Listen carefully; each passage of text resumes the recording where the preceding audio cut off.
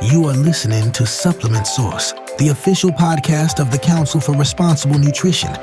And now your host, Jeff Ventura. Hello, and thank you for listening to Supplement Source. My name is Jeff Ventura. I am the Vice President of Communications here at the Council for Responsible Nutrition.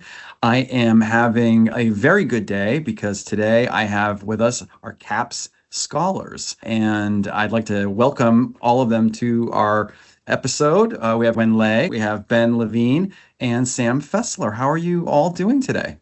Excellent. Great. Good. Well, I'm excited. This is a fun thing to do every year around the time of our Convergence annual conference. I think one of the kind of coolest things that goes on is the CAPS program. And I just want to kind of get your a little bit of your backstory. And since on the screen I've got Wen first, I'm going to pick on you first, Wen. Tell me a little bit about your background and how did you come to even hear about the CAPS program? Yeah, of course. Hi, Jeff, and hi, everyone else. I'm happy to share my story with everyone today.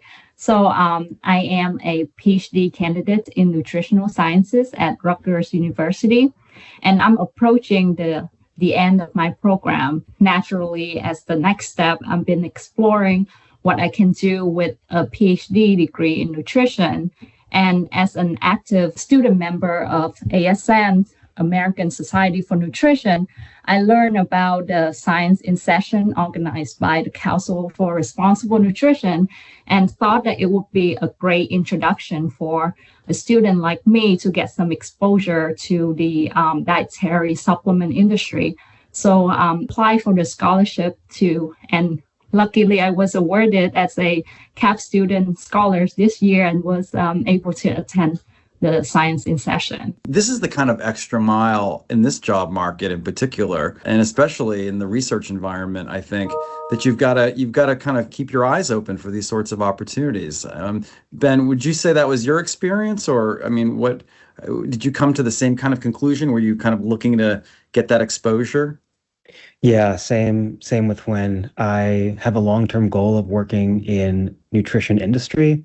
And as a nutritional sciences graduate student, it's a pretty rare opportunity to get that kind of exposure in an academic environment. So being able to attend this meeting is something that not a lot of graduate students get to attend. And it was a great exposure, both networking, but also from a knowledge perspective, to be able to understand what goes into the nutritional supplement industry. And Sam, you're kind of, living proof that going through the process can really pay off, given the fact that you're gainfully employed in the world right now. Can you tell us a little bit about your background and where you are now? Kind of similarly, I have a little bit of a full circle story around the CAPS program. I had applied for this award when I was a PhD student, close to finishing up my PhD. I was a candidate at the time at Arizona State University in the Exercise and Nutritional Sciences program. And much of my doctoral research was clinical research, so clinical nutrition research around dietary supplements. I think for me, kind of similarly, I was looking at other opportunities rather than just kind of looking at the academic pathway alone. And I saw this as a really fantastic opportunity to learn a little bit more about industry, network, but also understand, I think regardless of kind of where you end up, I think there's a narrative of academics leaving science to go to industry. And I think this event is a really fantastic testament to the point where you don't leave science. You can transition into other roles within science, in industry as well, that are rigorous, with companies that are trusted in the market at large. And so I won this award as a student and I attended Science in Session. And Wen and I also had the same mentor for the event, Yasmin, who's wonderful. Oh, she's wonderful, yeah. Absolutely. And I think when you have this through line of mentorship, scientists that are really well respected at these companies, not only is it wonderful for networking, but it's also an incredible opportunity to learn industry language. Are we speaking the same language in academia and industry? And not just for role opportunities, but also to learn how we can be better partners between academia and industry too, which I think, has become even more in the spotlight than ever. Yeah, I was going to say, I so relate to what you're saying because I was a journalist, and there was this thought that when you left journalism, you were sort of leaving the art of journalism behind. But the reality is that if you come into corporate America, everything that you learned as a journalist is invaluable, and it does not leave you. So I kind of relate in a bit to what you're saying about that.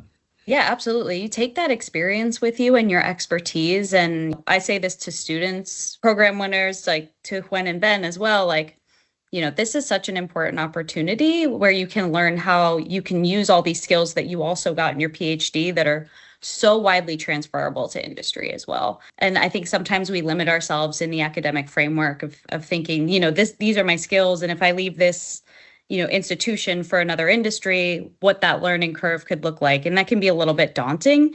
And I actually think these opportunities normalize that a little bit and allow you to understand what you have in your toolkit as a scientist and how you can apply that in these roles or partner better with industry members for opportunities that will advance the science. You don't leave the science. You can take the science with you and still be a rigorous nutrition scientist in industry as well. So let's talk about the meeting itself, if you can indulge me for a second. So what was one of the things about the sort of meeting itself and the, sort of engagement there that surprised you? And I think this is maybe for Ben and Huyen. By the way, we have to call this the Ben and Huyen episode. We got to rhyme it somehow. But what surprised you about what were some of the takeaways that were a little surprising to you?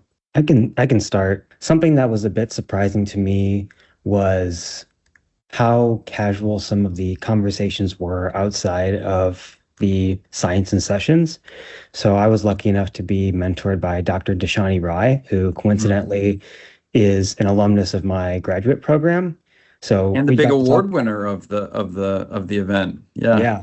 Mm-hmm. So very lucky in that sense, but she was an excellent mentor in the fact that she introduced me to a lot of her colleagues, and I was able to engage in both science-related and non-science-related conversations about differences in research and development, regulatory affairs, something that you don't really know about or you don't really get to experience in an academic setting, specifically talking about some of the challenges currently in industry and in nutrition science in general, and being treated as an equal is something that I really appreciated in that industry environment. Huyen, how about you? What surprised you about it? I think as someone with an extensive experience in academia, I know that academic world is such a small world where everyone knows everyone. So I thought the industry world is such a big, wide world.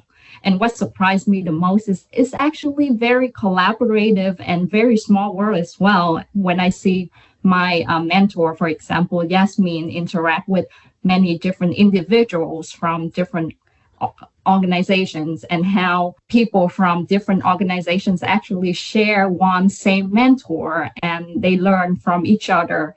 And I realized, it's such a small world and it's such a collaborative industry as well. When I learned that one company can work with another to, for example, different types of company, that's what I meant.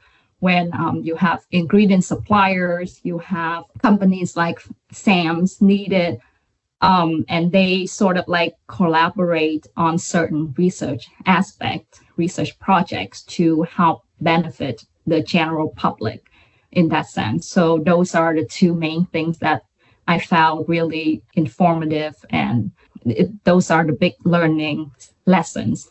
Did you feel, Sam, that spirit of collaboration that Huyen is talking about, did you experience that even when you got into the industry, working in the industry? Did you feel that? Yeah, absolutely. And I will say, I think there's a nice through line here of building mentorship and not just building a network to get a position.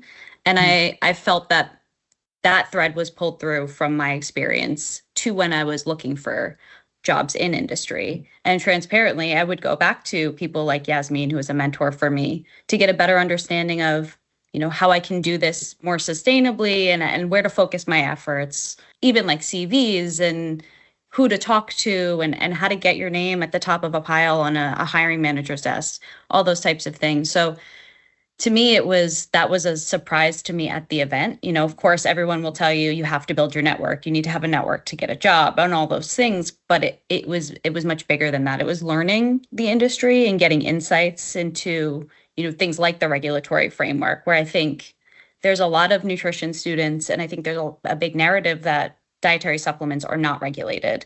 And it's learning a little bit how that's navigated. And you know, with a lot of an industry where there are a lot of bad actors, how to focus in on, you know, companies and alignment and partnerships with high quality groups. And so I think that mentorship was something that was surprising to me, and then was a real through line for me into even me landing the position that I did, and feeling confident to understand that role, put myself in the position to achieve a role. And I'm sitting in a director of scientific affairs position right now at my current company. And I don't think without that mentorship, I would have had the confidence to go right from academia into a director role without some of this understanding about what I can transfer over, what I have to give, and how my skills as a scientist are really attractive and necessary in these roles.